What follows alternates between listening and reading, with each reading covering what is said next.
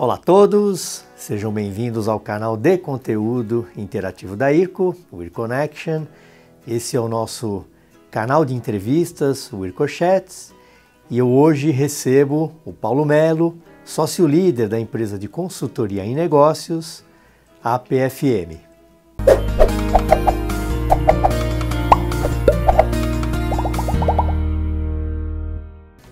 Paulo, nós conversamos anteriormente sobre a forma que os investidores estrangeiros percebem os negócios e a forma de lidar com negócios aqui no Brasil. Entramos um pouco na questão do ambiente, a complexidade do ambiente tributário, e toda vez que nós nos deparamos em específico com relação ao entendimento do sistema, entra inevitavelmente a questão do atendimento das obrigações acessórias, que isso no Brasil é algo talvez único em todo o mundo. E muitas vezes nós achamos que, num primeiro momento, que pode vir com uma intenção de facilitar, na realidade, às vezes, pelo menos no primeiro momento, pode criar um ambiente de uma maior complexidade ainda. Talvez, como nosso principal exemplo, o e-social. Como é que você tenta direcionar as suas conversas e tentar explicar essa questão das obrigações acessórias e principalmente dentro do ambiente do nosso e-social? Eu acho que realmente do que você falou é um dos principais desafios do Brasil. Tecnologicamente, como nós falamos, o fisco brasileiro se desenvolveu muito, né? Como toda tecnologia, ela tem parâmetros. E o parâmetro que o fisco brasileiro estabeleceu para recolher tributos e apurar tributos foi de segregação de informações e cruzamento dessas informações. Então as informações elas não são passadas ainda de forma consolidada. Alguns módulos são consolidados, como a gente vai comentar do e-social. Porém, os outros módulos de obrigação acessória eles são extremamente segregados. Então você tem escrituração contábil digital, escrituração contábil fiscal, escrituração fiscal digital, nota fiscal eletrônica. Isso dá ao fisco possibilidade de muito cruzamento de informação, mas cruzamentos que nem sempre são simples para as empresas. Então, normalmente no mundo, como é que se faz? São fornecidos padrões do fisco que os contribuintes eles preenchem, mas cabe ao fisco fiscalizar isso. No Brasil, os contribuintes, se adotarem a mesma premissa e entregarem as obrigações acessórias sem revisão, elas correm um risco muito grande de multas e juros. Então, o fisco transferiu para o contribuinte a obrigação de se autofiscalizar. E isso fez com que o Brasil disparasse naquele ranking mundial de horas gastas para cumprir com suas obrigações tributárias. O Brasil, segundo aquela pesquisa, embora tenha se reduzido em 200 horas de 2.600 para 2.400 entre 2016 e 2015, pelo menos. O segundo lugar do ranking gasta 800 horas, é quase um terço. Então, por que isso? Porque o Brasil transfere para o contribuinte essa obrigação de se autofiscalizar. O e-social é a mais nova dessas obrigações acessórias. Acho que ele vem tem, como tudo, tem seu lado positivo. A gente teve nos últimos anos um incremento muito relevante de formalização da força de trabalho, né?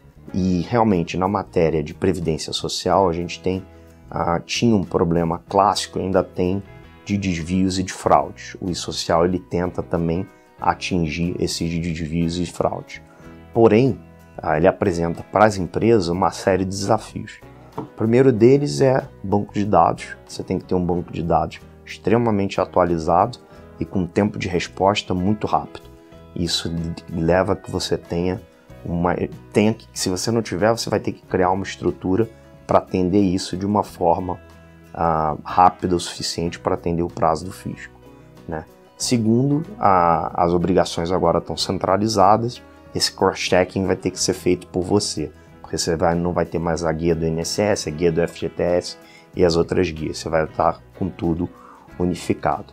Eu acho que o terceiro ponto, que agora é o ponto que a gente está entrando, que é a última carga de informações é um ponto muito relevante, onde o fisco está entrando numa área que até então o fisco, na verdade, consolidadamente com as autoridades previdenciárias, que estão agora sob o mesmo guarda-chuva, estão entrando numa seara até de saúde e a medicina ocupacional, com medidas de segurança, qual é o nível de risco da empresa, se você se vistoriou, se você tem laudo, todas essas informações têm que estar inseridas lá.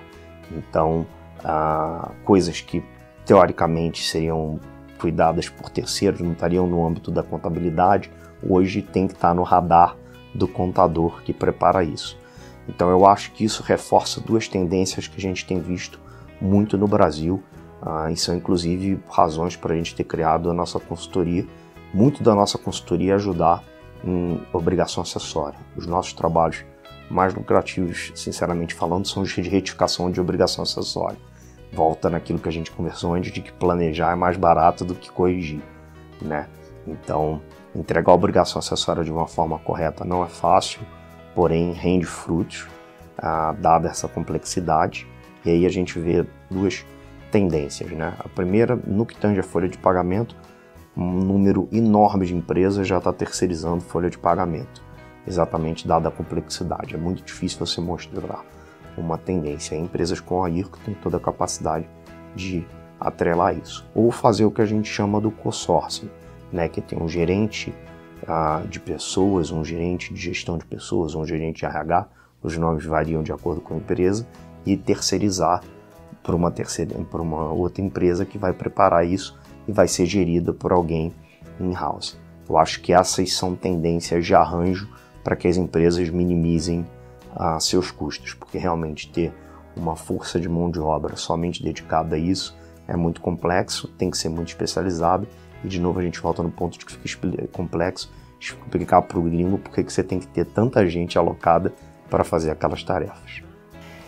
E onde você vê e quais as metas que o governo divulga com relação à implementação do SPED como um todo no médio prazo, Paulo? Onde que nós pretendemos chegar com todo esse trabalho inicial de implantação de um sistema tão complexo como esse? Eu não vejo mudança no SPED no curto prazo. Eu acho que o SPED para o ano de 2019, ano de 2020, eu diria que ele tende a ficar igual.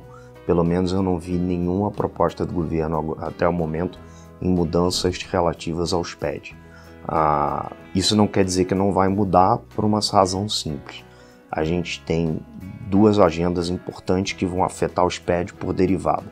A primeira é a reforma tributária que vai ser enviada no segundo semestre, que vai simplificar de 5 a 6 tributos, segundo está sendo informado. Então hoje, por exemplo, a gente tem o FD Contribuições, o FD Reinf. O que vai mudar? Pode ser que essas obrigações se tornem desnecessárias, ou você possa preenchê-las melhores, porque você tem que preencher o PIS e o COFINS no FD Contribuições, por exemplo. Então, e a segunda questão é a agenda de desburocratização. Se essas revogações de decretos que tem um prazo, esse prazo vai até o final de 2020, de que forma elas vão afetar o SPED e essas entregas de obrigação. Eu acho que a gente já tem algumas coisas produzindo efeito. Por exemplo, para reconhecimento de firma hoje, logicamente você se identifica, mas você só precisa do seu CPF. O CPF se tornou o documento único de identificação nacional. Parece uma coisa simples, mas isso já traz uma economia muito grande. Eu acho que deverá existir um foco, sim, na simplificação. Se isso vai acontecer ou não no âmbito do SPED, eu não vi nada específico ainda, mas espero que aconteça, porque sem dúvida a gente parte daquela meta do governo de tornar o Brasil uma economia mais competitiva, passa necessariamente por um sistema mais simplificado de apuração de tributos. Gostaria de agradecer ao Paulo pela excelente explicação, muito didática. Gostaria também de agradecer a audiência de todos. Até a próxima.